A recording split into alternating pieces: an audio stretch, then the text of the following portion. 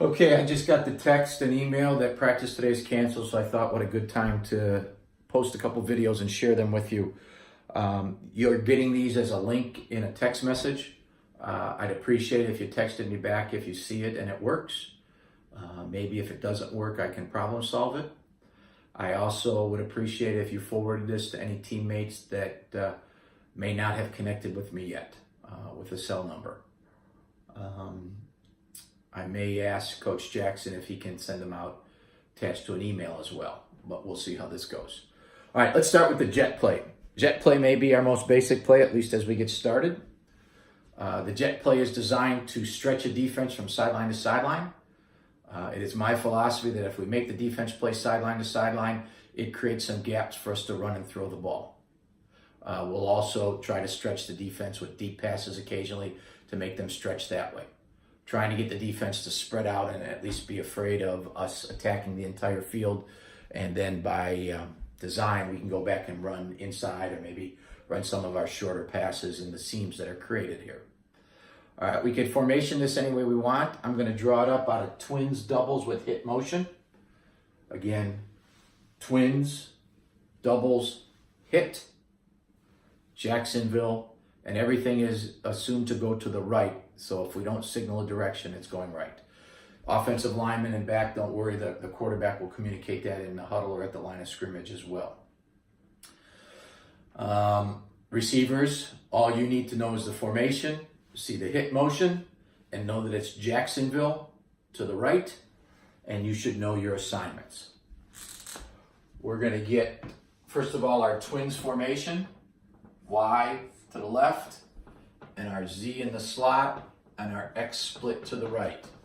Always a quarterback, almost always a back, and in this case offset to the right because they know it's a Jacksonville to the right, or they will know. The quarterback will tell her. Because it's doubles, the H will line up to the left, creating a 2x2 formation. That's what doubles means. And because it's hit, she knows that she's going in fast motion. Quarterback will communicate this to the line in a mini huddle or a sugar huddle if it's red tempo, and at the line of scrimmage if it's white tempo.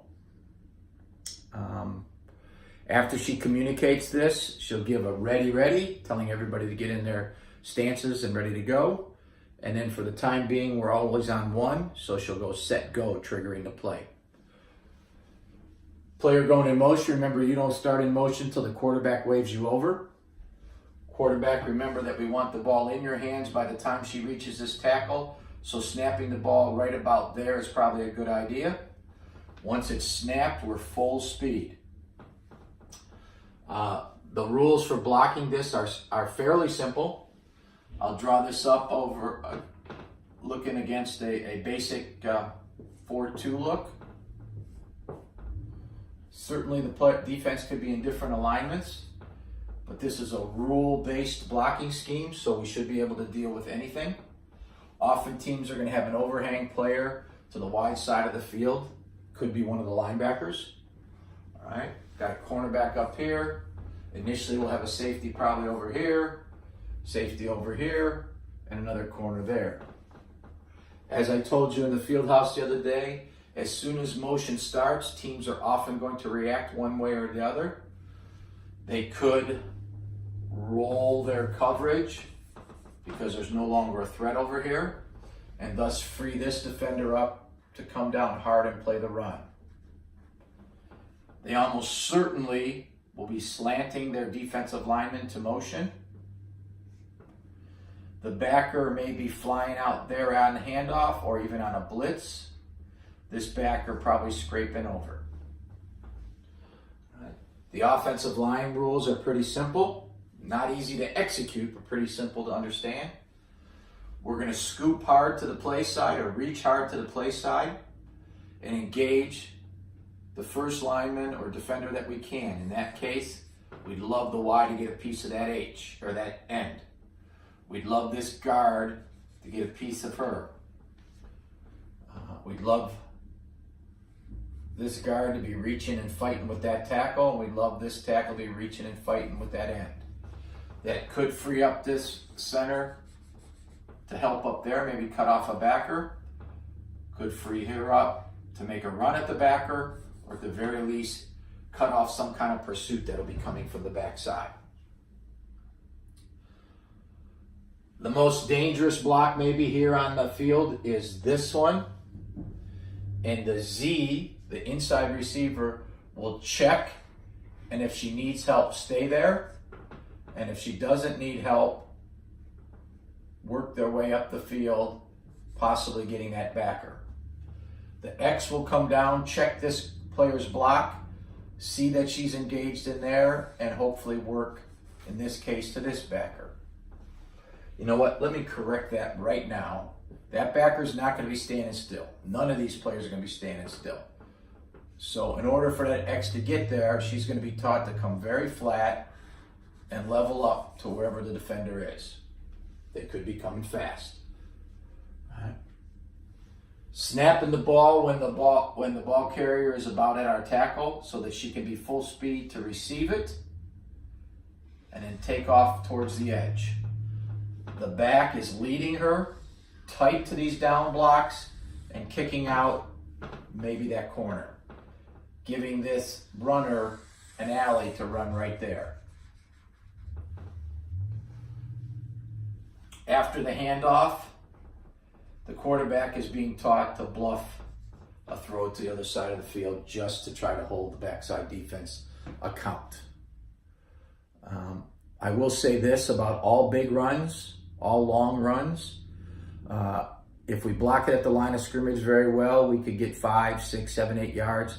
Anything deeper than that comes from these extra effort blocks. This center working her way up the field. The tackle maybe working her way up the field. The Z coming off the block with the tackle on the end and getting a piece of that backer. Even the quarterback's fake to the other side of the field. This lead back really eliminating that corner early so that the runner can maybe see that block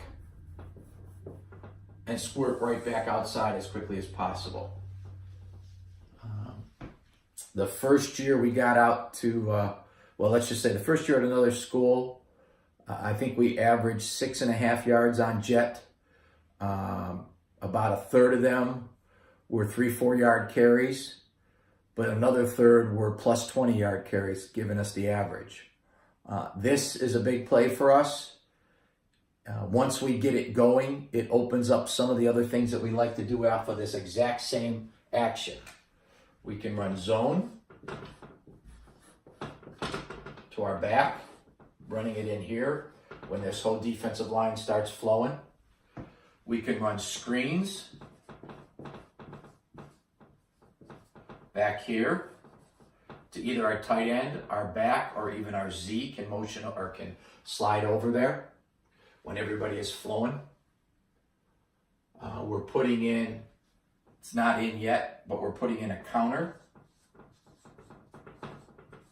back to this part of the field. And we'll have some play action passing and even some straight sprint or slide protection passing to this side of the field. But it pretty much is all predicated on making the jet go. Once the jet goes, we'll see how the defense reacts to it, and we'll try our best, and I think we'll be very good at taking advantage of it. Okay, I really don't mind. If you get this and you have any questions, just text or email me back. It's a snowy Sunday with 2 football games coming up. I will be watching football, and if you want to ask questions, I'm happy to answer it. All right, thank you.